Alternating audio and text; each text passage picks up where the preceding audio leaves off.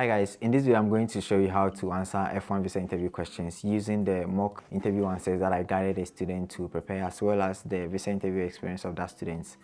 And of course his visa was approved last week. Now before I start, I have a favor to ask from you. According to YouTube, 78% of those who watch my videos haven't subscribed to my channel yet.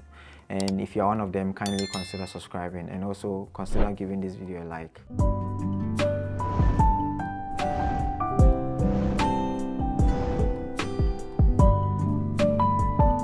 So I have a WhatsApp group with our 500 members, and one of the members reached out to me about her son's visa interview.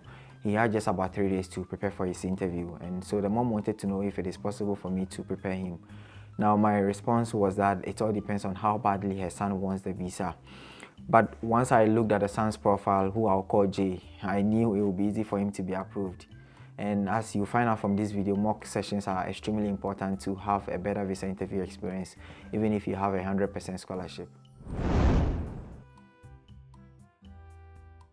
So there are 3 stages in my one-on-one mock sessions. The first is an hour audio call to find out everything about the students, such as the school, the funding, current job, whether they've taken the SAT or the GRE, and whether the visa interview is going to be their first time, among others. The goal is to understand the student and see how I can help. Then I will ask the student to write down about 20 questions and provide them with guidelines on how to answer each of the questions. For each question, I provide them with the ingredients to make their answers as unique as possible and also to make them appear as credible students. The second stage is for them to take these ingredients to make their delicious answers. And while they are preparing their answers, they can reach out to me if they don't understand anything. In rare instances, I provide students with answers, but I don't like doing this. I prefer students writing down their own answers, and if the answer needs restructuring, then I can help with that. I believe that students writing down their own answers ensures they don't get confused during their visa interview. And once I tell them their answers look great, I tell them to keep practicing those answers, and then we agree on a date for a video mock session. The third stage is the video mock session, where I ask them questions to see how they answer those questions. I then provide them with feedback, especially how they sound, their eye contact, and whether they have missed an important point. Normally we go through about 20 questions, but in this video I've decided to select 9 of the most important F1 visa interview questions. Question 1, where are you going? Now the ingredients for this question include the name of the school, the city, the program of interest, and if you have a specialization field or an area of interest. You can also add details about why you want to pursue the program, but that's not really necessary. So the answer that this student sent to me was, I am going to ABC University in Nashville, Tennessee to pursue a bachelor's degree in computer science with an interest in cybersecurity. Then he provided a definition of cybersecurity, but this is in case the visa officer asks him what cybersecurity is, then he can provide all this information. Number 2, why do you want to study computer science? So here the ingredient is to relate your current job or education or project to the program, and then you should mention some specific skills you are going to learn from the program and how those skills will fit into your career aspirations. So I asked him to tell me why he wants to study computer science, and he mentioned his passion for technology. But then I needed something which is more specific, so I asked him at what age did he start programming and whether he has built something in the past. So from this, he created his own unique answer. The answer he submitted to me was, I have always had an interest in technology. I started programming at the age of 12. During my internship at Center for Technology Innovation and Invention Hub, I built a student attendance app using Android Studio. The computer science program will provide me with programming, problem solving, and critical thinking skills that are required to become a successful cybersecurity analyst. Many banks in Nigeria are prone to cyber attacks, and it is the role of cybersecurity analysts to protect their information systems and critical data.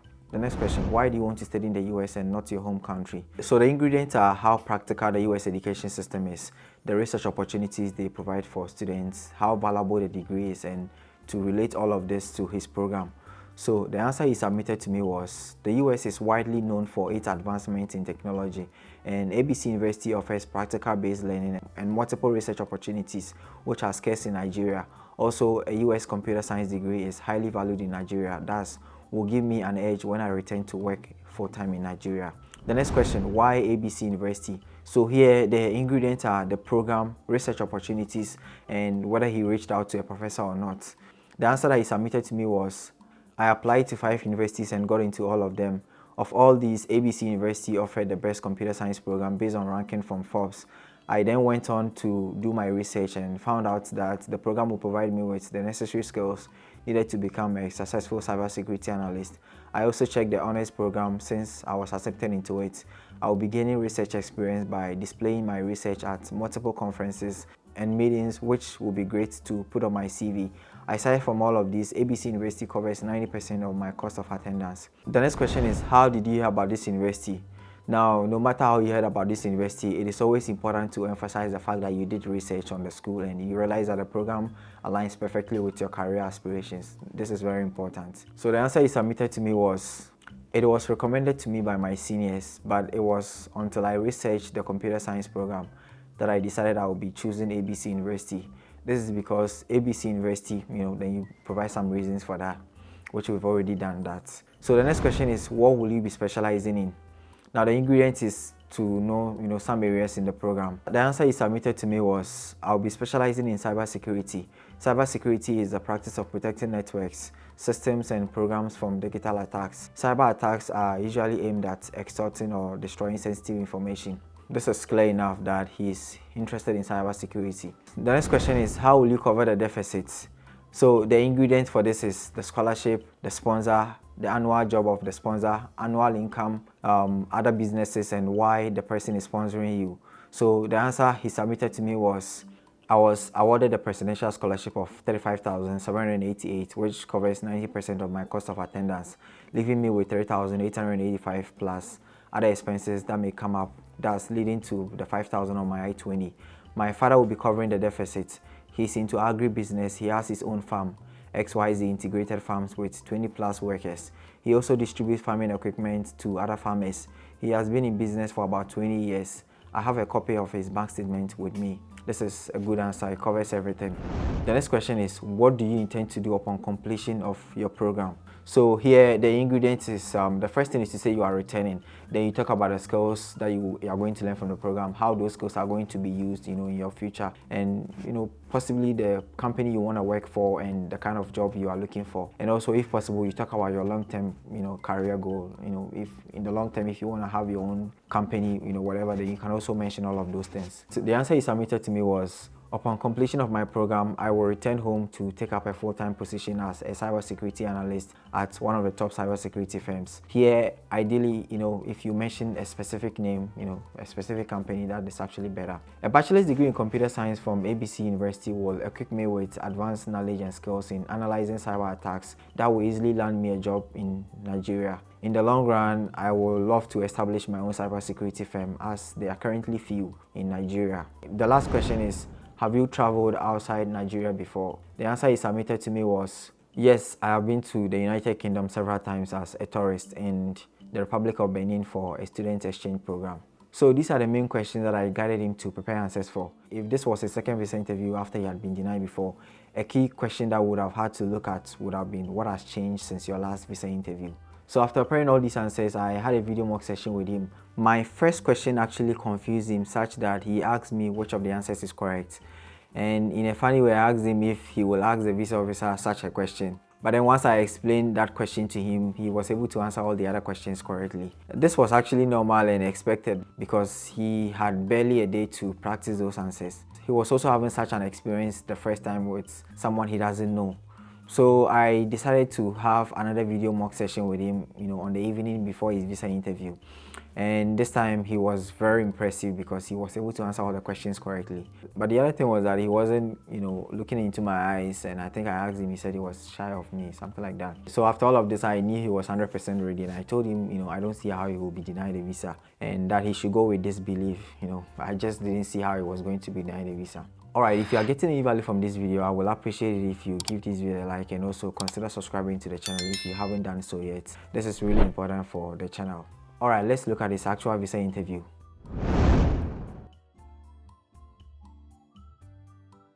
according to Jay, he got to the embassy at 5:30 a.m. and completed his biometrics by around 8 a.m. Before his visa interview, Jay says he witnessed the visa officer deny about 10 people the visa. But obviously, Jay is different. He had different conditions. He's a different, kind of person. He's smart, he's intelligent, and all of that. So, I mean, he didn't have to worry about any of that. So, as usual, he passed his passport and I-20 to the visa officer. First question: good morning, where are you going? Jay replied, I'll be going to ABC University in Nashville, Tennessee to pursue a bachelor's degree in computer science. I suppose he forgot to mention the area that he wants to specialize in, which is cybersecurity. But I mean, that's not really a big deal, so yeah. Second question: how will you cover your fees? Jay replied, I was awarded a competitive presidential scholarship of $35,788, leaving me with a deficit of $3,885 plus additional expenses. So the visa officer interrupted him and asked, how did you get this scholarship? Jay replied, I had SAT score of 1530 and an average GPA of 3.98. I also wrote good essays. So the visa officer asked him again, do you have any family member in the US? Jay stammered at first before answering, yes, I have an uncle in Texas. The next question, have you been to the US before? I asked this question during the mock, but he told me he had been denied a B2 visa at the age of 6. I think at the age of 6 or so with his family. And I didn't bother to ask him because, it is such a long time that this was not going to affect him in any way. So he answered, no, I have not been to the US before, but I have been. I think he was going to talk about the fact that he's been denied the B2 visa, but he didn't have to say all of that. So the visa officer interrupted him and asked, have you traveled outside Nigeria? So Jay replied, I have been to the UK twice with my family as tourists and also to the Republic of Benin for a student exchange program. Now, the fact that he has traveled to the UK and returned helps with his ties. His scholarship helps with his finances, and his good SAT scores, prove that he's actually a legitimate student. So the visa officer said, I'll be approving your visa. He was asked just 6 questions, but obviously, he's such an intelligent student plus travel experiences, and he has a good scholarship, which makes it easy for him to be approved. Now, mock sessions are extremely important because they provide you with an opportunity to make mistakes. And once you correct those mistakes, you are not likely to make such mistakes again. This is like a student who has learned something so well, but then when a question comes in the exam, the student forgets what he or she learns. And then after the exam, the student goes back to the notes and realizes, oh, this is what I forgot. You will agree with me that such a student may never forget, the answer in his entire life. This is just how the brain works, and that's why practicing is very important. Jay was obviously too good to be denied a visa, just as I told his mom. All the conditions were right, there wasn't really too much for me to do. The main takeaway from this video is how to answer F1 visa interview questions correctly using the ingredients that I have provided in this video. Also, mock sessions are very important because they help you build confidence and also learn from your mistakes. I hope you have enjoyed this video as much as I did when I was recording it. If you haven't subscribed to the channel yet, please consider doing so, and also don't forget to smash the like button as well. Thanks for watching, and I'll see you in my next video.